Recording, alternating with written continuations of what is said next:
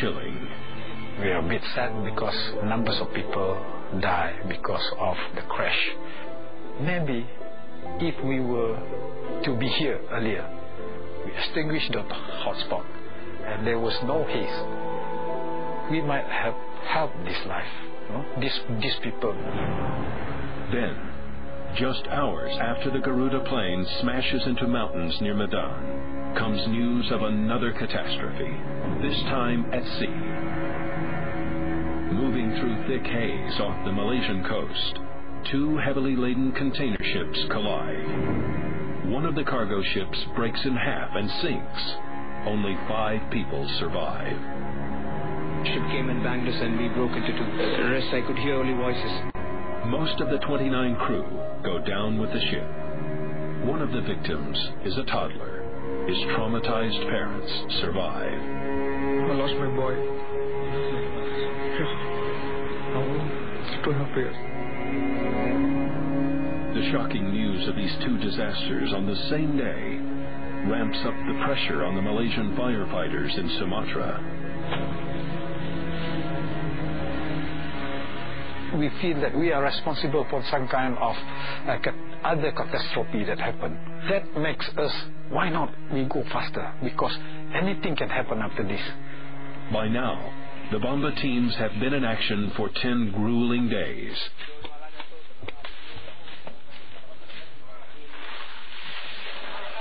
Team leader Tuan Hamdan starts to notice a worrying psychological change in his men. They ask me, how long will we have to fight this fire?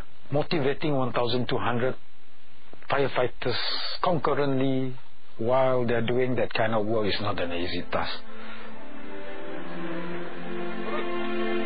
It's been 2 weeks since the Bomba teams launched their assault on the fires in Sumatra. Weeks of hard labor in extreme conditions, split into small teams working in air that is barely breathable, have all taken their toll.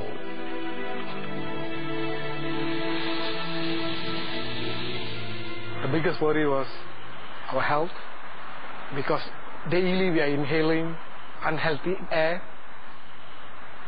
so which means we are lack of oxygen and all that.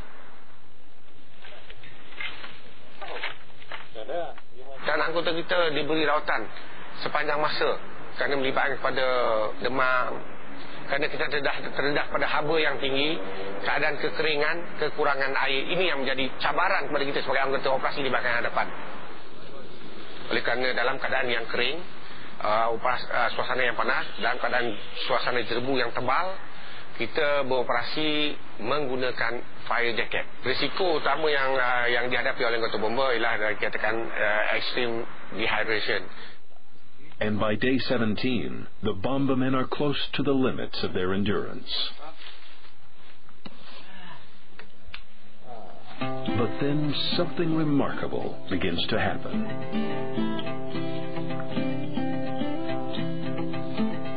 And 17 days, they managed to see a blue sky first time for 6 months in Sumatra. The exhausted Bomba men hardly dare to hope. But back at base camp, Tuan Hamdan has access to the satellite data, and he is amazed by what he sees. We get reports saying that the hotspot is no longer visible on the NOAA satellite picture. It seems as if the hot spots are at last beginning to flicker out. But Tuan Hamdan knows that in drought-ridden Sumatra, this victory could be a temporary one. And then, incredibly, that same day, the long-delayed monsoon rains finally begin. Rarely has a drenching downpour been so welcome. Alhamdulillah, saya tengok cuaca dah mula mendung dan pada petang tersebut hujan sangat lebat. Kami sangat gembira lah, kami sangat suka. The coming of the monsoon is the last decisive blow against the fires. Indonesia's infernos are brought under control, and all over Southeast Asia, the air pollution index shows significant improvement in air quality. In In Malaysia, it's possible to breathe again without a mask, thanks to the monsoon and Operation HAZE. Actually makes me see the big difference, because when you go out, you really feel it's early morning fresh air. We've taken clean air for granted. We've taken even the sun for granted. It was like living again. I remember waking up one day and I saw the sky started to clear up and you can see the clouds. It was such a happy moment for all of us. The Bomba mission has been accomplished just in time. It's time for Fire Chief Dato So to call his men back home from the battlefield. And the greatest moment was when the whole parliament thumped on their table with support and thanks. That was the greatest moment for the fire service. The Bomba men are overjoyed to be going home at last. We felt so happy. Everybody start shouting, screaming. Secara jujur, memang setelah minggu ketiga, salah satu berita yang menggembirakan saya sendiri dan pasukan. The Bomba teams return in triumph to Malaysia and are met at Port Klang by their families and crowds of grateful Malaysians. It was a touching moment because we were welcome home as national heroes, Wira Negara. Itulah sejarah yang saya tak boleh lupa dan perekat dalam mangsa lah. Itulah sampailah sekarang. But as the cheering fades, there's no time for complacency. The search is on to find a permanent fix for the HAZE. The HAZE attacks of the late 1990s have disastrous consequences for regional governments and their citizens. More than 70 million people are affected, and tens of thousands seek hospital treatment. In October of 1997, there was a smoke cloud estimated about 10 million square kilometers sitting over Southeast Asia. Across Indonesia, fires damage huge areas of forest, the equivalent of 4 million football pitches. Tourism, industry, and airlines all are hit hard.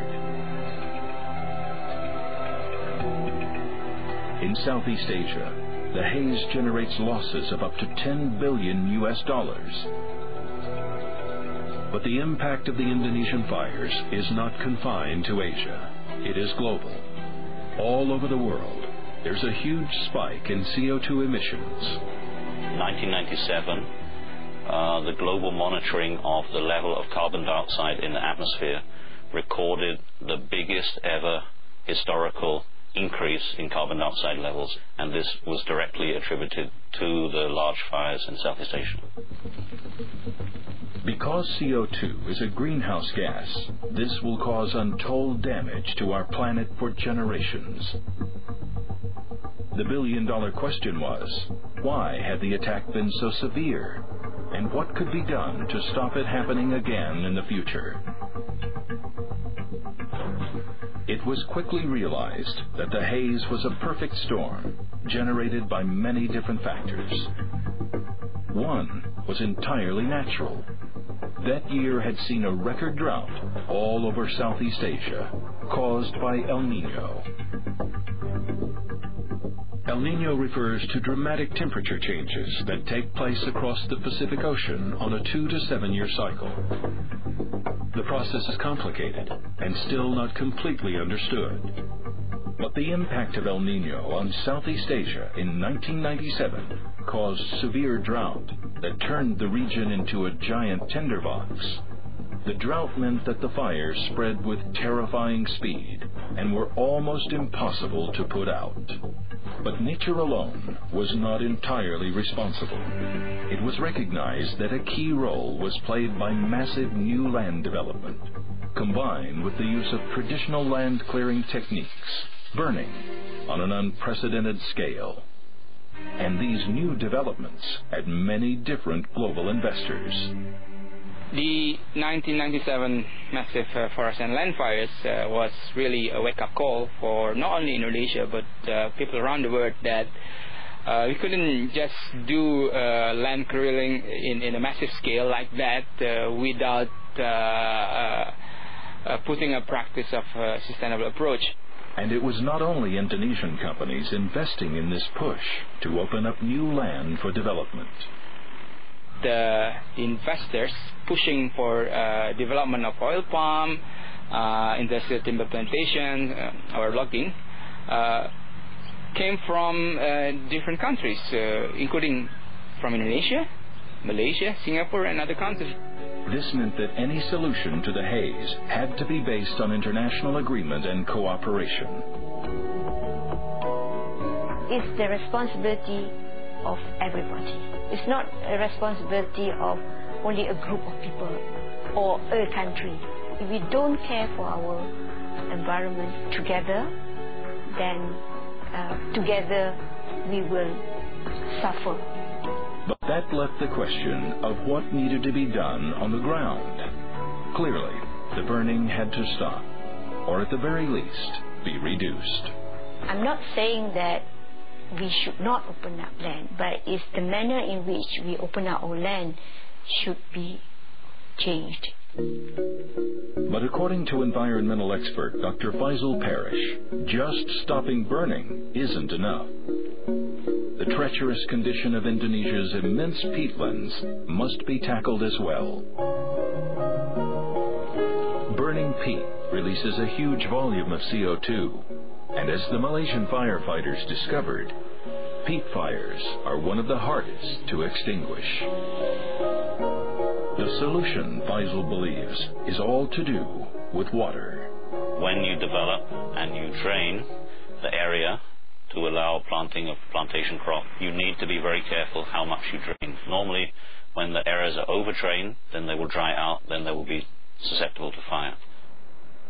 By the late 1990s, many peatland areas in Indonesia had been drained, and as a result, their fertility level dramatically reduced, making it extremely difficult to grow crops. These areas were then abandoned, leaving behind highly flammable dry peat. There's about 2 or 3 million hectares of abandoned development in peat in the region. And those abandoned areas, because no one is taking any responsibility for the management, can be vulnerable to fire. Dr. Faisal Parish has come up with a new solution to the peat problem. His idea is based on the way peatlands develop naturally. So this peat has accumulated on this site for about 8,000 years. Then appropriate plants started growing. As the plants grew, then the root mass accumulated under the trees and became this thick layer of organic material that we call peat. If we dig down in the peat, further down, it's wet, the water is there. Actually, by weight, this is 90% water and only 10% organic material. So it's really like a sponge that stores and holds the water. But suck out the water from peat, and you end up with a big problem. Just a few sparks can generate a subterranean inferno. So it's maybe like a big pile of wet leaves or wet plant remains piled up. If it is totally wet, it will not burn. But if you dry it out, then it will burn, as will a pile of leaves. But maybe it's slightly moist, it doesn't burn completely, and therefore you get a lot of smoke produced. Faisal is confident that he has a solution. Farmers and developers must stop burning and then keep the peat wet. His method needs only the most basic technology. So what we're making here is a very simple dam made of wooden poles and sandbags. We can raise the water up, as you can see, about a meter, and this water is then kept high into the forest area. Although this is just a small-scale experiment, in Indonesia, the method is being applied on a much bigger scale. We're just blocking a ditch about 3 meters wide, whereas in Indonesia